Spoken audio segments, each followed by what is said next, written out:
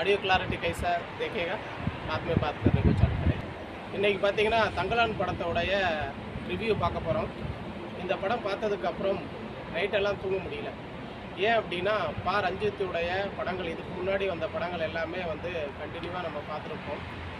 அதில் பார்த்தீங்கன்னா அந்த மாதிரியான மெட்ராஸ் மாதிரியான படங்களாக இது இருக்காது. ஏன்னா இது வந்து ஒரு வரலாற்றில் நடந்த 220 வருஷத்துக்கு முன்னாடி நடந்த ஒரு படத்தை வந்து எடுத்துருக்கிறதுனால அந்த அளவுக்கு நீங்கள் வந்து காமெடியோ இல்லை மற்ற விஷயங்களோ வந்து நீங்கள் எதிர்பார்க்க முடியாது. படம் என்னையை வந்து எப்படி பாதிச்சது, படம் எப்படி இருக்குது அப்படின்றத பற்றி தான் பார்க்கலாமா வேண்டாமா அப்படின்ற விஷயங்களை பற்றி தான் நான் உங்களோட ஷேர் பண்ண போகிறேன். படத்தில் ஃபஸ்ட்டு இயக்கம் அப்படின்னு பார்த்தீங்கன்னா ரொம்ப அருமையாக இருந்துச்சு. ஒளிப்பதிவாக இருக்கட்டும், இயக்கமாக இருக்கட்டும், ரொம்ப அருமை. ஒரு நடுவில் வந்து சில விஷயங்கள் வந்து புரியாத மாதிரி இருந்தது. அது வந்து பிரச்சனை இல்லை. ஏன்னா ஒரு சாதாரண நிகழ்வை வந்து ஒரு படமாக தயாரிக்கும் போது எடுத்த உடனே நம்ம வந்து சில விஷயங்களை வந்து அப்படியே காட்டிட முடியாது. ஸோ அதுக்காக சில விஷயங்கள் வந்து நம்ம அதில் ஆட் பண்ணுற மாதிரி இருக்கும். அதை தான் ரஞ்சித் பண்ணியிருந்தார். அருமையாக இருந்தது சார். இந்த படம் ரஞ்சித்தோட முந்தைய படங்கள் மாதிரி இருக்கும் அப்படின்னு எதிர்பார்த்து போனீங்கன்னா உங்களுக்கு ஏமாற்றம் தான். ஏன்னா இந்த படத்தில் ஒரு காமெடியோ இல்லை மற்ற விஷயங்களோ நீங்கள் எதிர்பார்க்க முடியாது. படத்தில் உள்ள நடிகர்கள் பார்த்திங்கன்னா அப்படி ஒரு நடிப்பு, அதாவது படத்தில் நடித்த மாதிரி இருக்காது, வாழ்ந்த மாதிரியான ஒரு விஷயங்கள் தான் இருக்கும்.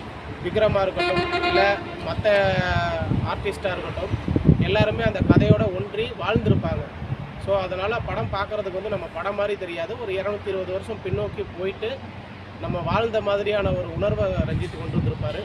படத்தோட சின்ன லாகிங் என்ன அப்படின்னு பார்த்தீங்கன்னா, இந்த ஜாதிய அரசியலில் இதில் கொண்டு வந்திருப்பார். மாடு வெட்டி சமைச்சு சாப்பிட்ற விஷயங்களாக இருக்கட்டும், இல்லை வந்து அந்த பண்ணையார் வந்து நிலத்தை எடுக்கிற விஷயங்களாக இருக்கட்டும், சில விஷயங்கள் வந்து ஜாதிய விஷயங்கள் வந்து இதில் வரும்போது அதை வந்து எக்ஸ்ட்ரா திணிச்ச மாதிரியான ஒரு பதிவு வரும். அதை வந்து ரஞ்சித்துக்கே உண்டான அது ஒரு சில விஷயங்கள் வந்து கதையிலேருந்து யதார்த்தத்தை மீறி போன மாதிரி இருக்கும். அது ஒன்றும் அவ்வளோ பெரிய தாக்கத்தை ஏற்படுத்தாது. படத்தில் மற்றபடி இசை பார்த்திங்கன்னா ஜிவி பிரகாஷோட இசை பாடல்கள் அவ்வளோ அருமை. இசையிலேயே நம்ம வந்து அந்த 3 ஹவர் வந்து உட்காந்துடலாம் தியேட்டரில், அந்த மாதிரியான ஒரு இருந்த விஷயம். அடுத்தது பார்த்திங்க அப்படின்னா பார்க்க முடிஞ்சிருந்தது. ஒரு 220 வருஷம் பின்னோக்கி நம்மளால் போக முடிஞ்சது. இந்த படம் எல்லோரும் பார்க்கக்கூடிய படமா அப்படின்னு பார்த்தீங்கன்னா கண்டிப்பாக குடும்பத்தோடு பார்க்கலாம். ஏன்னா 2 வாரத்துக்கு முன்னாடி நான் வந்து ராயன் படத்தை போயிட்டு தேட்டரில் பார்த்தேன். அந்த படத்தை ஒப்பிட்டு பார்க்கும்போது ஒரு 1000 மடங்கு இந்த படம் வந்து பெட்டர்னு சொல்லலாம். எனிவே தேட்டரில் போயிட்டு பாருங்கள். படம் என்னையை பொறுத்த வரைக்கும் இது வந்து பர்சனல் ஒப்பீனியன். நான் வந்து ப்ளூ சட்டை மாறனுடைய ரிவ்யூவை பார்த்துட்டு தான் போனேன். அவர் சொன்னதை பார்த்தீங்கன்னா சரி வேண்டாம் அப்படின்னு முடிவு பண்ணியிருந்தேன்.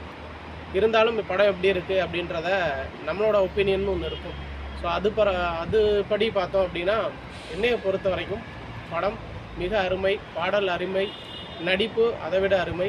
கொஞ்சம் நடுவில் மட்டும் கொஞ்சம் ஒரு இயக்கத்தில் வந்து ஒரு மற்றவங்களுக்கு வந்து ஒரு அடிப்படை அரசியல் தெரிஞ்சிருந்தது அப்படின்னா உங்களுக்கு வந்து அது ஒரு சின்ன புரிதல் இருக்கும். ஸோ தாராளமாக படத்தை போயிட்டு குடும்பத்தோடு பார்க்கலாம். நன்றி, வணக்கம்.